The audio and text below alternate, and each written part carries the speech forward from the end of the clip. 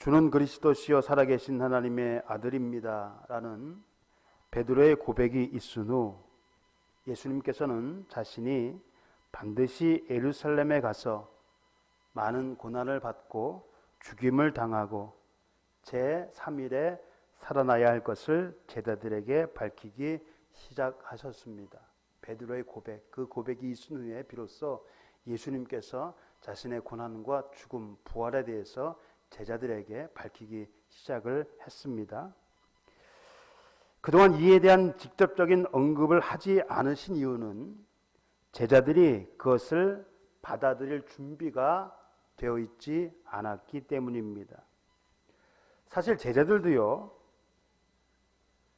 처음에는 예수님이 어떤 분이신지 확실히 알지 못했습니다. 제자로 부르심을 받고 예수님과 동행을 하면서도 이 예수님이 과연 어떤 분인가를 확실히 인식하지 못했어요. 그런 지식과 믿음이 좀 없었던 겁니다. 예수님과 동행하면서 온갖 이적과 기사를 직접 보고 또 체험하고 때론 책망도 들으면서 예수님을 그리스도시요 살아계신 하나님의 아들입니다. 비로소 그렇게 고백을 하게 된 것입니다. 제자들의 고백이 있은 후에 비로소 자신의 고난과 죽음에 대해 언급하신 이유가 바로 여기에 있습니다. 만일 제자들이 예수님께서 어떤 분이신지 확실히 알지 못하고 단지 여느 사람들처럼 예언자들 가운데 한 사람이라고만 생각한다면 예수님의 고난과 죽음을 쉽게 받아들일 수 없을 것입니다. 그래서 예수님은 제자들의 지식과 믿음이 성장할 때까지 기다리셨던 것입니다. 그러니까 일반 사람들처럼 예수님을 그냥 선자 중에 하나라고 생각을 한다면 예수님의 고난과 죽음, 여기에 대해서 말씀하실 때에 그것을 감당할 수 있는 그런 믿음이 안 되는 거예요. 그래서 확실한 믿음, 예수님이 어떤 분이신가에 대한 확실한 믿음을 가질 수 있을 때까지 기다리셨던 것인데, 주는 그리스도시요 살아계신 하나님의 아들입니다 하고 고백한 것을 보고 예수님께서 비로소 자신의 죽음과 부활에 대해서 말씀을 하신 것입니다. 그런데 그럼에도 불구하고 제자들은요, 여전히 이해하지 못했습니다. 왜 메시아이신 예수님께서 죽으셔야 하는가? 제3일에 살아나신다는 말씀이 무슨 의미인지 도저히 깨닫지 못했습니다. 누가복음 18장에 보니까 예수님이 하신 말씀을 도무지 알 수가 없었다, 깨닫지 못했다라고 기록을 하고 있습니다. 어느 믿음이 있었지만, 지식과 믿음이 있었지만 아직 예수님의 말씀을 다 깨달은 것은 아닙니다. 이에 베드로가 예수님을 붙잡고 항변했습니다. 주여, 그리 마옵소서. 이 일이 결코 주께 미치지 아니하리이다. 이 항변으로 번역된 이 헬라어의 본래 의미는요, 꾸짖다, 책망하다입니다. 그러니까 지금 이 베드로가요, 예수님을 마치 잘못한 사람을 꾸짖듯이 예수님께 결코 그런 일은 일어나지 않을 것이라 지금 말하고 있는 것입니다. 꾸짖듯, 책망하듯, 나무라듯. 베드로뿐만 아니라 제자들에게 있어서 그런 일은 결코 일어나서는 안 되는 일이었습니다. 지금 제자들은요, 이 일을 상상하지도 못했어요. 사람들은 예수님께서 행하시는 표적을 보고 예수님을 왕으로 삼으려고 했습니다. 표적을 보니까 이분이 그 구약에 예언된 메시아구나, 그 메시아구나. 그래서 이 예수님을 붙들어서 왕으로 삼으려고 했습니다. 예수님께서 이스라엘의 왕이 되시면 그를 따르는 제자들은요, 틀림없이 높은 자리에 앉게 될 것입니다. 제자들은 이러한 기대로 지금 잔뜩 부풀어 있었습니다.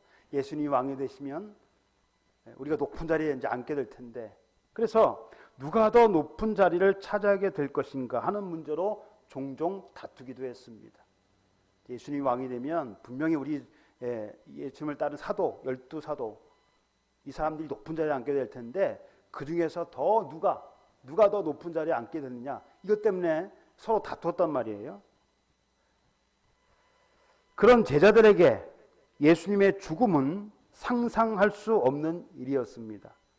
그래서 베드로는 이런 일이 결코 일어나서는 안 된다고 예수님께 항변을 했던 것인데 아마 다른 제자들도 마찬가지 심정이었을 것입니다. 결코 예수님은 죽으시면 안 돼요. 죽으시면 큰일 나요. 지금 높은 자리에 앉느냐 이걸 지금 바라고 잔뜩 기대에 부풀어서 지금 예수님을 따르고 있었는데 예수님이 고난을 받고 죽으신다고 하니까 좀 당황스럽겠지요. 그러니까 이런 일이 절대로 일어나면 안 되는 거였어요. 제자들에게 있어서. 자, 예수님께서는 항변하는 베드로에게 뭐라고 말씀하셨습니까? 사탄아 내 뒤로 물러가라. 사탄아 내 뒤로 물러가라. 너는 나를 넘어지게 하는 자로다. 지금 방금 전에요. 이 베드로가 주는 그리스도시요 살아계신 하나님의 아들입니다라고 고백을 한 것 같고 예수님께서 칭찬을 하셨어요. 그리고 너는 베드로라, 게바라, 베드로라, 반석이라 이렇게 칭찬을 하셨단 말이에요. 그런데 그 일이 있은 지 지금 얼마 되지도 않아서 지금 베드로가 예수님께 사탄이라는 소리를 들었습니다. 사탄이라는 말을 들었어요. 물론 베드로가 사탄이라는 것이 아니라 그런 생각을 갖게 한 사탄을 향해 말씀하신 것입니다. 왜냐하면 베드로가요 하나님의 일을 생각하지 아니하고 사람의 일을 생각하고 있기 때문에 그것이 사탄의 생각이라는 거예요. 하나님의 일을 생각을 해야 되는데 사람의 일만 생각하는 거예요. 사탄은 사람들로 하여금요 하나님의 일보다는 사람의 일을, 영적인 일보다는 세상의 일을 먼저 생각하도록 부추깁니다. 하나님의 일보다는 사람의 일을, 그리고 영적인 일보다는 세상의 일을 먼저 생각하도록 그렇게 합니다. 예수님도 예외는 아니었습니다. 마귀는요 예수님을 세 가지로 시험했죠. 물질과 명예, 부귀영화. 이 세 가지로 예수님을 시험을 했습니다. 이 물질과 명예, 부귀가 뭐냐면, 영화가 이게 뭐냐면요 인간의 욕망입니다. 인간의 욕망. 많은 재물을 갖고 싶고 명예를 얻고 싶고 이 세상에서 정말 떵떵거리고 모든 부귀와 영화를 누리고 싶은 것이 인간의 욕망입니다. 그래서 마귀가, 이 사탄이 이것을 이용해서 예수님을 넘어뜨리려 했지만 실패했죠. 예수님은 다 물리셨습니다. 승리하셨습니다. 하지만 베드로는 마귀의 유혹에 넘어가 예수님을 넘어지게 하는 걸림돌이 되고 말았습니다. 예수님은 승리했는데요 제자는 실패했어요. 이 예수님께서는 제자들에게 의미심장한 말씀을 하셨습니다. 누구든지 나를 따라오려거든 자기를 부인하고 자기 십자가를 지고 나를 따를 것이니라. 사람은요 본성적으로 무엇을 가지거나 누리려고 하는 욕심이 있습니다. 이를 욕망이라고 합니다. 내가 지금 가진 것이 부족하니까 더 많이 가져야 된다. 더 많이 누리고 싶다. 이것이 인간적인 욕망인데요. 자기를 부인한다는 말은 이 욕망이나 생각, 주장 이런 것을 다 버리는 것을 의미합니다. 내가 가지고 있는 생각, 나의 주장, 내가 가지고 있는 욕망 이런 것을 다 버리는 것이 곧 자기를 부인하는 거예요. 예수님의 제자들은 이런 욕망에서 자유롭지 못했습니다. 그래서 예수님이 왕위에 오르면 누가 더 높은 자리에 앉게 될지를 놓고 다투기도 했고 예수님께서 자신의 죽음과 고난과 죽음에 대해 말씀을 하셨어요. 예수님과 제자들이 마지막 식사, 저녁 식사, 만찬을 하면서 예수님께서 이 말씀을 또 하셨단 말이에요. 그런데 그 자리에서까지 제자들의 생각은요, 누가 더 높으냐? 지금 예수님 십자가의 죽음을 앞에 놓고 번뇌하고 계시는데 제자들은 별 관심이 없었어요. 그것에 대해서는. 예수님이 왕이 되면 누가 더 높은 자리에 앉겠느냐 이런 것에 더 관심을 가지고 있었단 말이에요. 그래서 이런 제자들의 욕망은 쉽게 사라지지가 않았습니다. 그러다 결국 가룟 유다는 어떻게 했습니까? 예수님을 팔았습니다.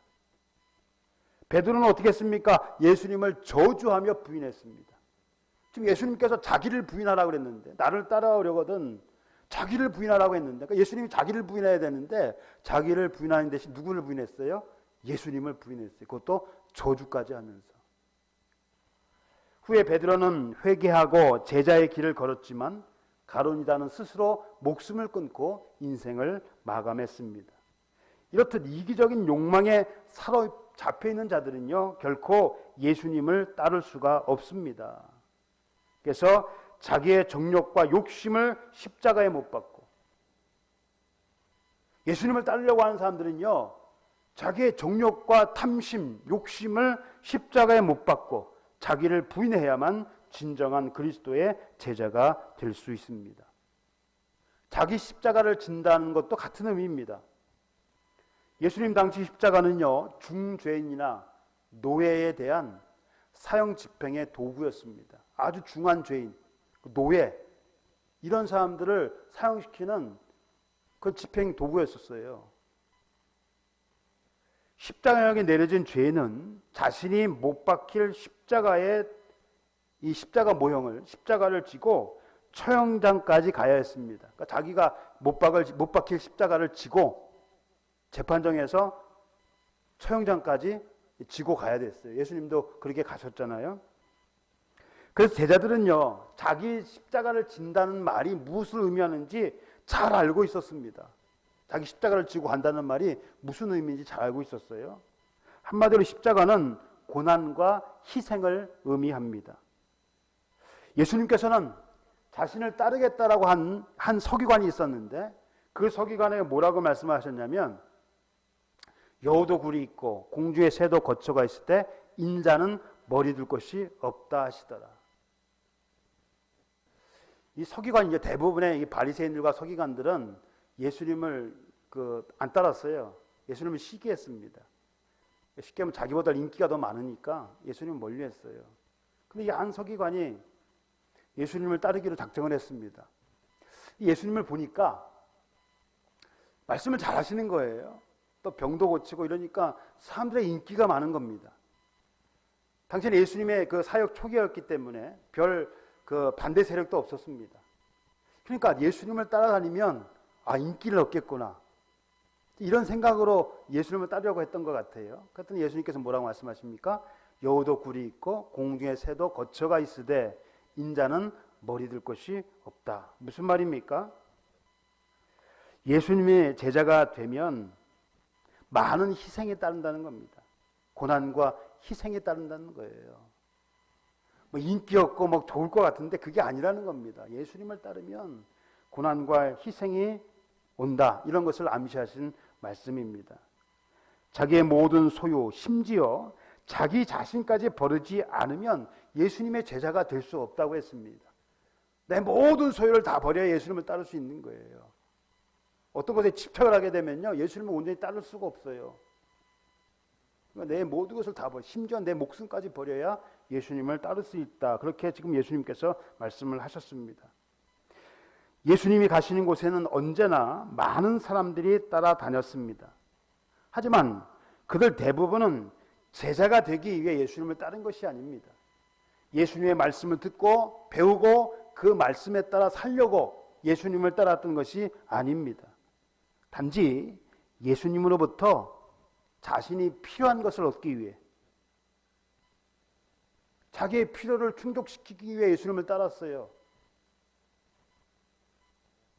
하지만 예수님의 제자가 되기 위해서는 자신의 이익을 바라기보다는 오히려 자신이 가지고 있는 것을 모두 기꺼이 버릴 수 있어야만 합니다. 그래야 예수님을 따를 수가 있어요. 내가 이 무엇을 얻고자 예수님을 따르려고 한다면요, 예수님을 따를 수가 없습니다. 왜? 예수님을 따르면 많은 고난과 심지어 죽음까지도 각오해야 하는데, 거기서 내가 무엇을 얻겠습니까? 이 세상에 있는 재물을 얻겠습니까? 명예를 얻겠습니까? 권력을 얻겠습니까? 그럼 예수님을 따르려면, 온전히 따르려면 자신의 이익을 바라기보다는 자신이 가지고 있는 것을 모두 버릴 수 있어야 합니다. 그래야 예수님을 따를 수 있는 것입니다. 예수님께서는 일찍이 자신을 따르는 사람들이 어떤 결과를 맞이하게 될 것인가를 말씀해 주셨습니다. 예수님을 따르는 자들은요, 예수님으로 인하여 사람들에게 욕을 먹습니다. 모욕을 당해요. 또 예수님을 따르면 박해를 받습니다. 또 비난도 들어야 돼요. 예수님을 따르면 칭찬을 듣는 것이 아니라 사람들에게 모욕을 받기도 하고 비난도 받기도 하고 때로는 핍박도 받기도 합니다. 그 말씀대로 초대교회 그리스도인들을, 이 사람들은 심한 박해를 받았고 목숨까지 잃는 일도 허다했습니다. 당시에는요, 예수님을 믿기로 작정한 사람들은 죽음을 각오해야 돼요. 쉬운 일이 아닙니다. 예수님을 믿는다는 것이 죽음을 각오하는 일이기 때문에 결코 쉬운 일이 아니에요. 그래서 이런 핍박이 두려워 신앙을 포기하고 예수님을 배반하는 사람들도 있었습니다. 예수님을 처음에 따라할 때는 막 인기가 없고 그러니까 좋았는데, 때로는 먹을 것도 주고, 그러니까 예수님을 따라다니며 수지를 맞았는데 갈수록 핍박이 심해지니까, 그래서 나중에는 예수님을 배반하고 떠나버린 사람도 있었습니다. 그런 자들에게 예수님께서는 이렇게 말씀을 하십니다. 누구든지 사람 앞에서 나를 시인하면 나도 하늘에 계신 내 아버지 앞에서 그를 시인할 것이요, 누구든지 사람 앞에서 나를 부인하면 나도 하늘에 계신 내 아버지 앞에서 그를 부인하리라. 우리나라와 같이 종교의 자유가 있는 나라에서 예수님을 주로 신하고 믿는다고 고백하는 것은요, 그리 어려운 일이 아닙니다. 교회 다니니? 다녀. 나는 예수 믿어. 나는 그리스도인이야.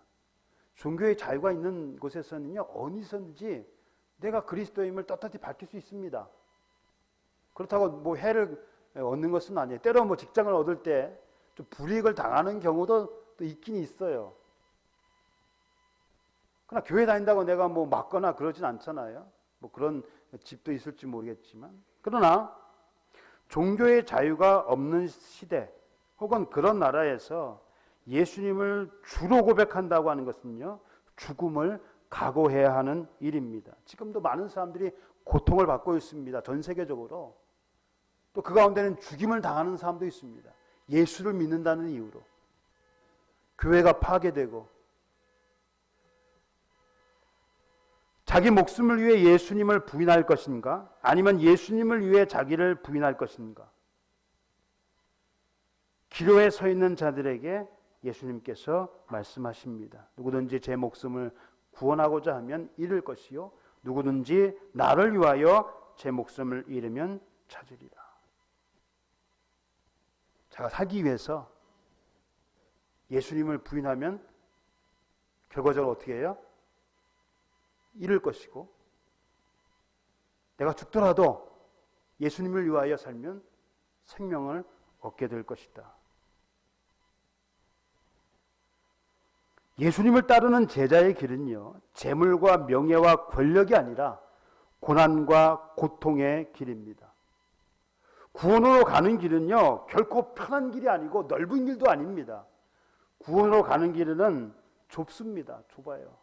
그 문이 좁아요. 길도 협착합니다. 좁아요. 불편합니다. 힘들어요. 그런데 많은 사람들이 이 길로 안 가려고 그래요. 왜? 힘드니까.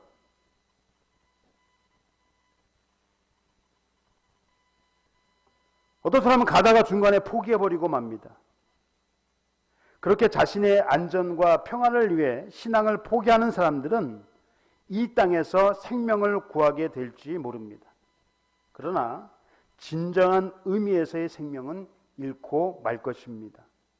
육체적인 생명을 잃는 것을 두려워하여, 마귀의 수법이 이겁니다. 자꾸 겁을 줘요. 죽음으로 위협합니다. 죽음 앞에서 두려워하는 자들, 육체적 생명을 잃는 것을 두려워하여 신앙을 포기하는 사람들은 결국 영원한 생명을 잃어버리게 되는 것입니다. 반면에 끝까지 신앙을 지키는 사람은 그로 인하여 온갖 핍박을 받으며 심지어 목숨까지 잃어버릴 수 있지만 그는 영원한 생명을 얻게 될 것입니다. 비록 내가 육체적으로는 생명을 잃을지라도 영원한 생명을 얻게 되는 거예요. 예수 그리스도를 위하여 제 목숨을 바친 사람들, 그렇게까지 신앙생활을 하는 사람들은 영원한 생명을 얻게 될 것입니다. 사랑하는 성도 여러분, 생명은 누구에게나 소중한 것이고 그러기에 그 무엇과도 바꿀 수 없습니다. 하지만 아무리 사람이 오래 살려고 해도 언젠가는 죽습니다. 내가 아무리 발버둥 쳐도, 오래 살려고 발버둥 쳐도 언젠간 죽어요. 내가 많은 부와 명예를 얻었다고 해도 그것은 죽으면 아무 소용이 없습니다. 내가 지금 재산이 많아요. 가진 것이 많아요. 권력도 많아요. 그럼 내가 죽으면 어떻게 해요? 그게 아무 의미가 없는 거예요. 우리에게 있어서 가장 중요한 것은요, 부와 명예도 아니고 육체적 생명도 아닙니다. 물론 우리 생명은 소중한 거예요. 그러나 가장 중요한 것은 아닙니다. 그것은 바로, 우리에게 있어서 가장 중요한 것은 바로 영원한 생명입니다. 왜냐하면 이 땅에서의 삶이 전부가 아니기 때문에 그렇습니다. 이를 위해서 그리스도인은 운동선수들 같이 있는 힘을 다해 경기에 임해야 합니다. 이 경기가 어떤 겁니까? 구원의 경주. 좁은 문으로 들어가기를 힘써야 됩니다. 마치 운동선수들이 있는 힘을 다해 경기에 임하는 것처럼 좁은 문으로 들어가기를 힘써야 합니다. 물론 그것이 쉽지는 않을 것입니다. 여러분, 이 신앙생활이 쉽다면요, 정말 행복하고 아무 적이 없고 정말 평안하게 이 신앙생활을 할 수 있다면 예수님께서 성경에서 고난과 인내에 대해서 언급하지 않았을 것입니다. 성경에서요, 뭐 예수 믿고 뭐 교회 다니고 복을 강조하는데, 물론 세상의 복도 중요하지만, 그래서 교회에서 강조하는 복은 그런 복이 아니에요. 신앙생활을 제대로 하려면 고난, 인내가 필요합니다. 그래서 성경은 이것을 강조해요. 참고 견뎌라. 만약에 신앙생활이 쉬운 것이라면 성경에서 고난이나 인내에 관한 문제를 중요하게 다루지 않았을 것입니다. 하지만 쉽지 않다는 것은요, 어렵지만 그래도 할 수 있다는 것을 말하기도 합니다. 어렵지만 할 수 있어요. 그리고 실제로 그렇게 살았던 허다한 증인들이 있습니다. 히브리서 11장 1절에 보니까 허다한 증인들. 어렵고 힘들지만 예수 그리스도를 믿음으로 이것을 다 이겨냈던 허다한 증인들이 있습니다. 그러므로 우리도 그런 각오로 신앙생활을 해야 합니다. 예수님께서는 인류의 죄, 우리의 죄를 대속하시기 위해 십자가를 지셨습니다. 죄인이 져야 할 십자가 형벌을 대신 짊어지신 것입니다. 예수님은요, 죄가 없으셨어요. 십자가 형벌을 받으면 안 돼요. 죄가 없기 때문에. 그러나 우리의 죄를 대신 짊어지시고 우리의 죄 때문에 십자가 형벌을 받으신 것입니다. 그런데 십자가는요, 예수님만 지는 것이 아닙니다. 예수님을 따르는 사람들에게도, 예수님의 제자에게도 짊어져야 할 십자가가 있습니다. 그 십자가는 예수님처럼 다른 사람이 져야 할 십자가가 아니라 자신이 짊어져야 할 자기 십자가입니다. 우리는 다른 사람의 십자가를 대신 짊어질 수가 없어요. 자기 십자가, 나를 따르려거든 자기 십자가를 지고 나를 따르라. 그래서 우리는 이 십자가를 져야만 합니다. 예수님께서는 우리를 위해 십자가의 고통을 참으시고 부끄러움을 개의치 않으셨습니다. 여러분, 이 십자가는요, 수치입니다. 수치, 모욕. 왜? 중재인에만, 노예에게만 집행되는 형벌이기 때문에, 가해지는 형벌이기 때문에. 그럼 예수님은 죄가 없으심에도 불구하고 중재인의 형벌을 받으셨어요. 그럼에도 불구하고 그것을 부끄러워하거나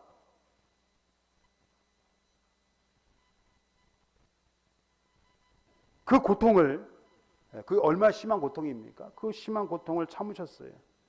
십자가의 고통을 참으시고 부끄러움을 개의치 않으셨습니다.